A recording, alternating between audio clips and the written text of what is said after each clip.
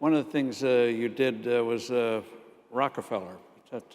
Yeah, so Tell us most about significant that and how you got a valuation from a firm. Okay, so That was Tim Horton, but first Rockefeller.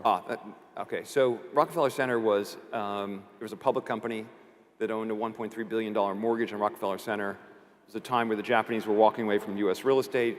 The mortgage was going to go into default, and it created an opportunity to create an interest in Rockefeller Center for really pennies on the dollar. And we bought a stake. And again, I went to not to promote Forbes too much, but I literally called every billionaire on the list to see if we could find a partner to buy control of this mortgage, which would have given us control of Rockefeller Center. And I met David Rockefeller, and I met Jerry Spire.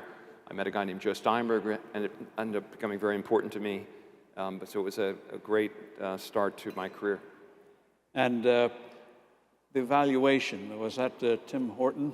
Yes, so by the way, Tim Horton makes the best pod coffee, just for the record.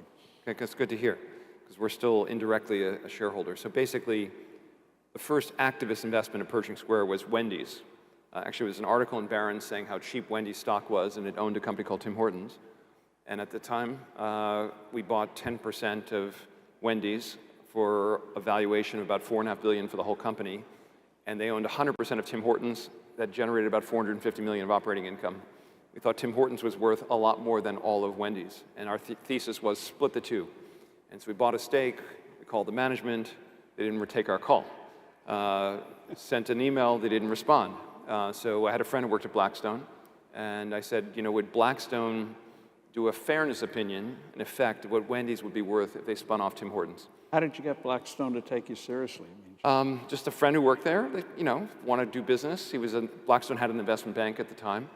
And Steve Schwartzman actually signed off on the fairness opinion for Wendy spinning off Tim Hortons. And we mailed it in, filed it in a 13D, and 6 weeks later they split the company, stock doubled.